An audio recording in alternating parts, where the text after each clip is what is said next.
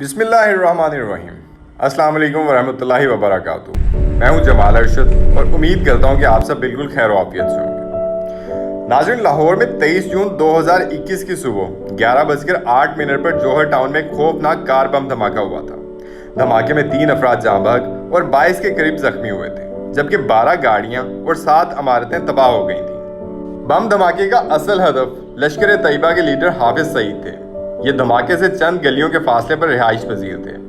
دہشت گرد گاڑی ان کے گھر تک لے جانا چاہتا تھا، لیکن وہ پولیس ناکے کی وجہ سے آگے نہ جا سکا اور یوں حافظ سعید اور ان کے اہل خانہ محفوظ رہے۔ لاہور کی پولیس اور سیکیورٹی ایجنسیاں یہ دھماکہ نہیں روک سکیں۔ یہ حقیقت افسوسناک تھی، لیکن پولیس، سی ٹی ڈی اور ہمارے خفیہ اداروں نے جس طرح 16 گھنٹے میں 10 ملزمان گرفتار کیے اور یہ جس طرح دبئی اور بھارت میں موجود ماسٹر مائنڈ تک پہنچ گئے، یہ واقعی کمال تھا۔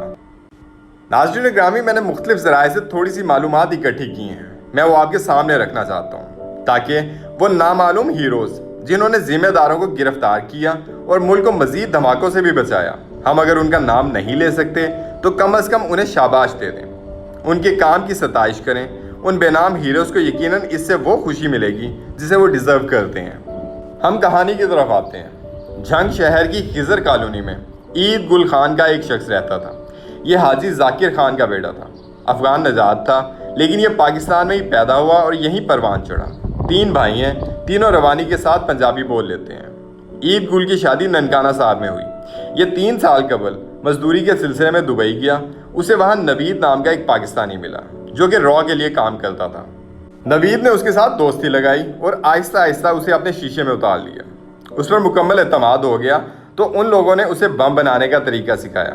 اسے یوریا، چینی، بارود، بیٹری اور ٹائمر لگانے، بم میں بال بیرنگ بھرنے اور پھر بم کو گاڑی میں نصب کرنے کا طریقہ سکھایا اور پاکستان بھجوا دیا۔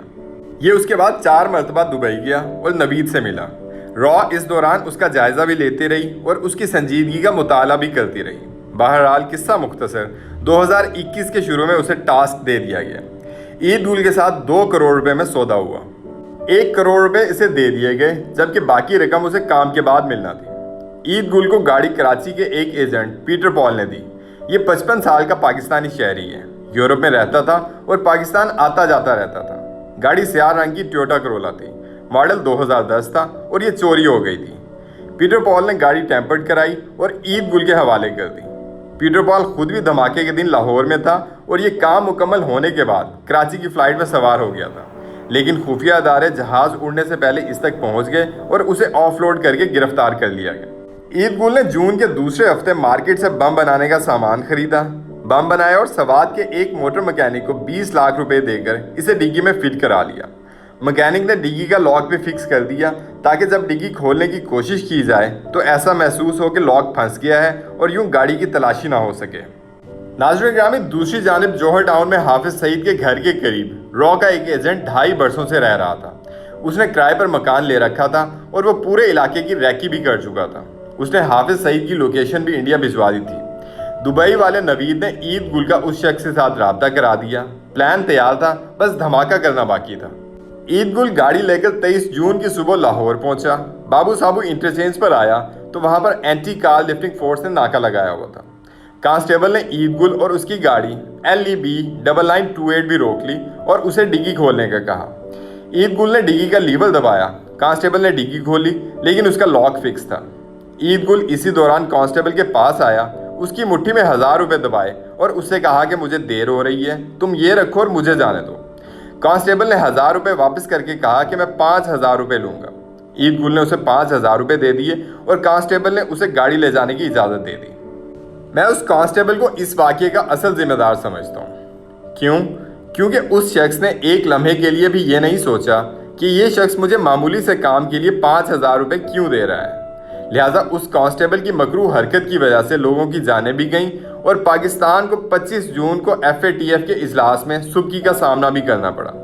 انڈیا نے یہ دھماکہ پاکستان کو گرے لسٹ میں رکھنے کے لیے کرایا تھا۔ یہ چاہتا تھا کہ میٹنگ کے دن عالمی میڈیا میں حافظ سعید کا نام آئے اور پاکستان سرمایہ کاری کی وائٹ لسٹ میں نہ جا سکے، اور اس کانسٹیبل نے صرف 5000 روپے کے لیے ملک کی عزت اور لوگوں کی جانیں دونوں کو داؤ پر لگا دیا۔ بہرحال عید گل لاہور میں داخل ہوا اور جوہر ٹاؤن آ گیا۔ DSS पब्लिक स्कूल के करीब पहुंचा। उसने फैसल बैंक की गली में गाड़ी रोकी और बाहर खड़ा हो गया। सुबह 10:45 पर मोहम्मद अनवर और मोहम्मद शुएब वहां आए। ये ईद गुल के खिलाफ गवाह हैं, लिहाजा दोनों के नाम फर्जी हैं। ईद गुल ने उनको बताया कि मेरी गाड़ी ख़राब हो गई है, मैं मैकेनिक लेने जा रहा हूँ, आप गाड़ी का ख्याल रखिएगा। मोहम्मद अनवर ने इंसानी हमदर्दी में ईद गुल को स्कूल के कूलर से पानी भी लाकर दिया। उसने पानी पिया, गाड़ी वहाँ छोड़ी और गायब हो गया। 11:08 पर ज़ोरदार धमाका हुआ और गाड़ी के परखच्चे उड़ गए। 3 लोग जहाँ भाग हो गए, उनमें पुलिस के 2 एहलकार भी शामिल थे। 20 लोग जख्मी हुए और गली और घरों में खड़ी 12 गाड़ियाँ तबाह हो गईं। हमें अल्लाह ताला का शुक्र अदा करना चाहिए। ईद गुल अगर गाड़ी आगे ले जाता, हुजूम में खड़ी कर देता, तो कम से कम 40-50 लोग मारे जाते। पुलिस का दावा है कि ईद गुल पुलिस पॉकेट की वजह से आगे नहीं जा सका, जबकि ईद गुल ने जेल में कैदियों को बताया कि मेरा टास्क सिर्फ जौहर टाउन में धमाका था, मैंने उसके पैसे लेने थे। मैंने सोचा मैं यहाँ गाड़ी खड़ी कर देता हूँ, इससे जानों का नुकसान भी कम होगा और मुझे पैसे भी मिल जाएंगे। उसने पुलिस के सामने ये एतराफ़ भी किया कि मेरी बीवी भी इस वारदात में शामिल थी, हम दोनों ने मिलकर ये काम किया था। बहरहाल धमाका हुआ। पुलिस, CTD और खुफिया इदारों ने इलाके की जियो फेंसिंग की। पीटर पॉल जहाज से गिरफ्तार हो गया। ईद गुल रावलपिंडी से पकड़ा गया। नवीद दुबई में था, लेकिन उसका ख़ानदान पाकिस्तान में था। उसका वालिद और भाई भी गिरफ्तार हो गए। ईद गुल की बीवी भी गिरफ्तार हो गई। पुलिस गाड़ी टेम्पर्ड करने और डिग्गी में बम लगाने वाले तक भी पहुंच गई और खुफिया इदारों ने भारत में मौजूद मास्टरमाइंड को भी ट्रेस कर लिया। यूँ रॉ का पूरा नेटवर्क 16 घंटे में पकड़ा गया। ये हमारे इदारों का वाकई कमाल था और हम इस कमाल पर उनका जितना भी शुक्रिया अदा करें, जितनी भी तालियां बजाएं, ये कम होगा। लेकिन वो पुलिस का एहलकार जिसने बाबू साबू इंटरचेंज पर 5,000 रुपये के एवज गाड़ी को लाहौर में दाखिल होने की इजाज़त दे दी थी, वो काबिल मुजम्मत भी है और उसके खिलाफ कार्रवाई भी होनी चाहिए। ईद गुल ने 2 जुलाई को शनाख्त परेड के दौरान उस शख्स की निशानदही भी की थी, लेकिन पुलिस ने अभी तक उस कांस्टेबल से तफ्तीश नहीं की। उसको अभी तक बुलाकर ये नहीं पूछा गया कि हम तुम्हें रिश्वतखोरी पर माफ़ कर देते हैं, लेकिन ये बताओ, जब तुम्हें एक आम सी गाड़ी का मामूली सा ड्राइवर सिर्फ एक नाके से गुजरने के लिए 5,000 रुपये दे रहा है, तो क्या तुम्हारे जहन में एक लम्हे के लिए भी ये ख्याल नहीं आया था कि ये शख्स खतरनाक हो सकता है या ये पूरे शहर को उड़ा सकता है? ये पुलिस कांस्टेबल इस सवाल के जवाब में अगर हाँ कह दे तो फिर पूरे मुल्क को अलर्ट हो जाना चाहिए, क्योंकि हम सब की हिफाजत इन लोगों के हाथों में है जो ज़मीर की आवाज़ के बावजूद 5,000 रुपये के एवज पूरे शहर को दहशत गर्दों के हवाले कर देते हैं। और अगर ये ना कह दे तो फिर पूरी कौम को पुलिस फोर्स की जहानत पर मातम करना चाहिए। हम फिर इन खतरनाक लोगों के हाथों में हैं जो 5,000 रुपये लेने के बावजूद ये नहीं सोच सकते कि मुझे मामूली सा ड्राइवर सिर्फ गाड़ी गुजारने के एवज इतनी रकम क्यों दे रहा है। हमारे मुल्क में सिक्योरिटी और पुलिस का निज़ाम कितना ख़तरनाक और ढीला है, आप इसका अंदाज़ा सिर्फ इस एक वाक़ये से ही लगा लीजिए। मैं बार बार अर्ज़ कर रहा हूँ कि हम अगर वाकई इस मुल्क को चलाना चाहते हैं तो फिर हमें ये मुल्क या फिर इसके सारे सिस्टम दोबारा बनाना पड़ेंगे। हमें ये भी जानना होगा कि ये मुल्क इन हालात के साथ नहीं चल सकता, हम खा कुछ भी कर लें। नाज़रीन, आज के लिए इतना ही। उम्मीद करता हूँ कि आपको हमारी ये वीडियो बहुत पसंद आई होगी। आप लोगों से मज़ीद इल्तमास है कि हमारी इस वीडियो को अपने दोस्तों, रिश्तेदारों और गिरदोनवा के लोगों में सोशल मीडिया और व्हाट्सएप के ज़रिए ज़रूर शेयर कीजिएगा। मज़ीद हमारी हौसला अफजाई के लिए लाइक और कमेंट भी कीजिएगा। इसी के साथ ही मैं आपसे इजाज़त चाहता हूँ। अपना बहुत सारा ख्याल रखिएगा। अल्लाह निगहबान।